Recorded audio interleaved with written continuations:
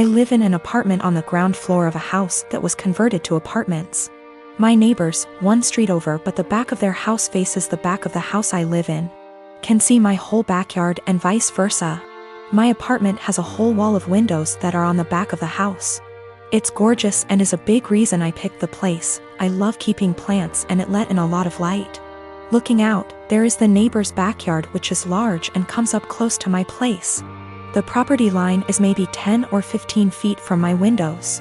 Once it has gotten to be warm out, I've noticed the husband of the family who owns that house looking into my apartment a lot. Even sometimes I'll look up and see him, look away then look back minutes later and he's still looking. So I started shutting the shades during the day, but that was kind of annoying. My place is a dark cramped shoebox without the windows open. And I can't do that for too long because the plants were struggling without light, so I bought these window coverings that make windows into one-way mirrors. During the day when it is light out, my windows look just like mirrors now.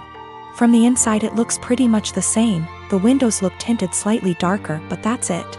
From the outside you can't see in at all, it looks exactly like mirrors. The section of windows it's applied to is about 8 feet high and 20 feet wide. After a week of the window coverings being up, both of the parents from the neighbor's house came to my door and wanted to talk to me. The wife was complaining about the windows for a lot of reasons. 1. They were ugly too. It was uncomfortable, especially for the teens and their friends, to have a huge mirror adjacent to the swimming pool. It's at a time that they feel insecure about looks and they have lost interest in hanging out by the pool. 3. In the afternoon and evening, it was reflecting a lot of extra sunlight into their backyard. They couldn't enjoy eating dinner on the back porch with the sun in their eyes. I said sorry about the inconvenience, but I wanted it for privacy. They both pushed back on that some and I said that I needed privacy because of the husband starting.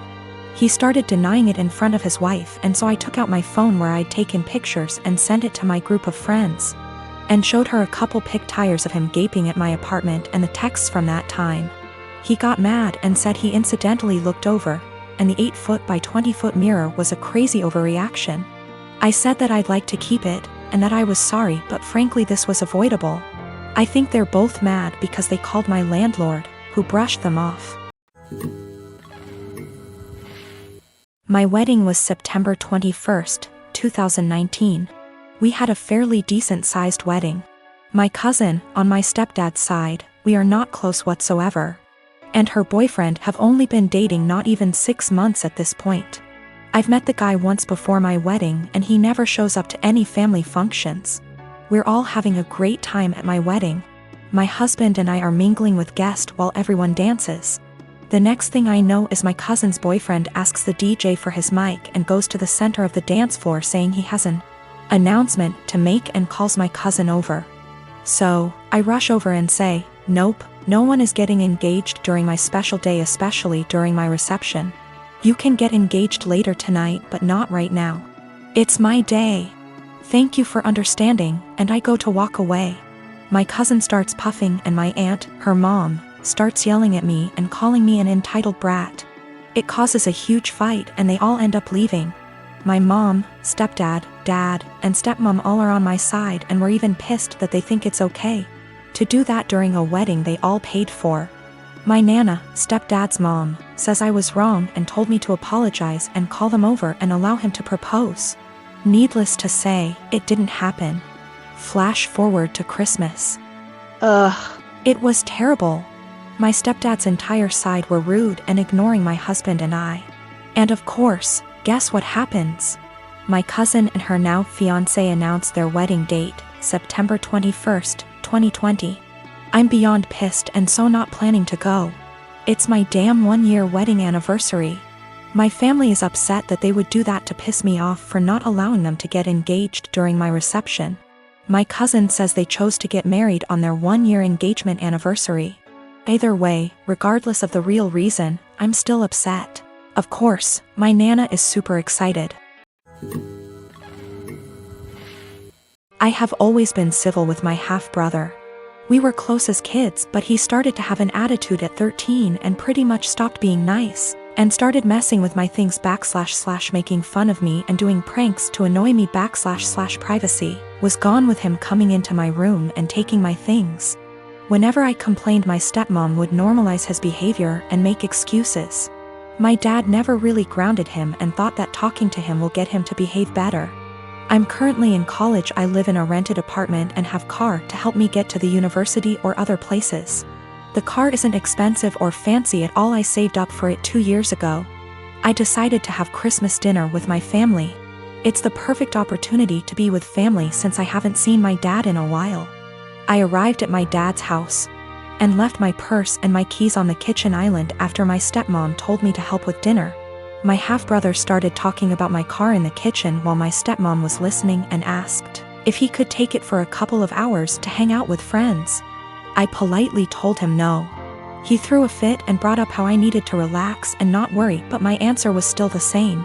While we were sitting at the dinner table, my half-brother got up, washed his hands, and I thought he went outside. I got busy talking to my dad, and after I got up to wash my hands, I noticed my car keys weren't there. I went outside to ask him, and neither he nor my car were there. I lost it. I started calling his phone, but he hung up on me several times. I was furious. I told my dad I'd call the police if he didn't come back with the car. My stepmom jumped to defend him and said I was being unreasonable to call the police. I called him one last time, then I called the police. My stepmom freaked out when my half-brother got picked up by the police.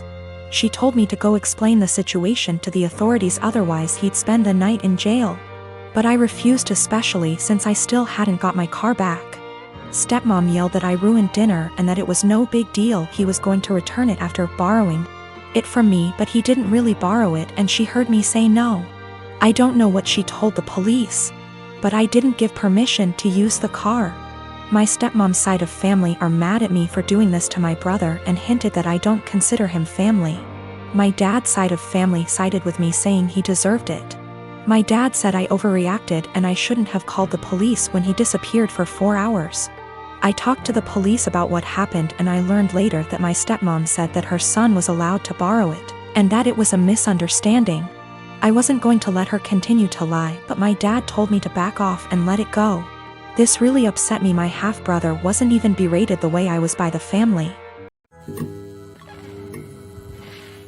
My sister and her husband have been struggling with infertility since they got married 12 years ago. They've tried absolutely everything, from medical to spiritual, but unfortunately, nothing works. Now that she's approaching late 30s, they're starting to look into adoption, but it's also been a slow going. Since their financial condition isn't exactly stable from multiple rounds of fertility treatments they went through. I can only imagine the struggle, and I sympathize with her. But the stress this situation is bringing her and her husband honestly puts a strain on our relationship. My husband and I lost our best friends, Mason and his wife, Kate, 2 weeks ago in a horrible car accident. They left behind their son Pete, who isn't even 2 yet. It was so sudden and so heart-wrenching. We're still grieving, which lowers out contact with a lot of people, including my sister and Bil. Our main concern right now is ourselves and Pete, whose custody has come to us because we're both his godparents, actively engaged in Pete's life since his birth. And because Mason and Kate have neither left a will nor have immediate living relatives who can take him in. We've decided to adopt Pete as soon as we can stomach the process. My husband and I never planned on having kids, and even if we did, this is absolutely not the way we want to go about it.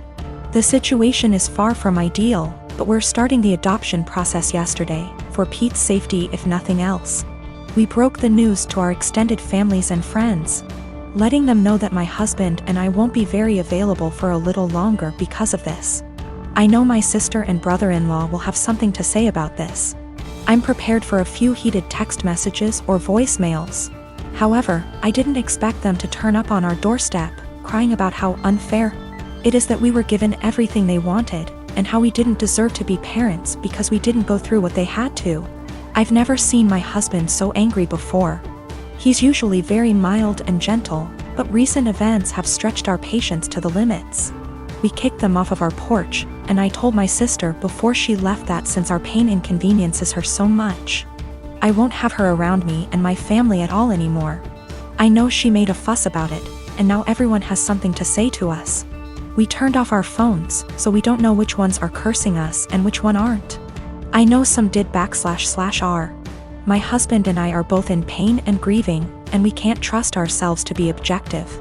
For the sake of disclosure, my husband and I are both men. No, this is not a case of homophobia. My sister, for all her fault, was the first person to accept me for who I love.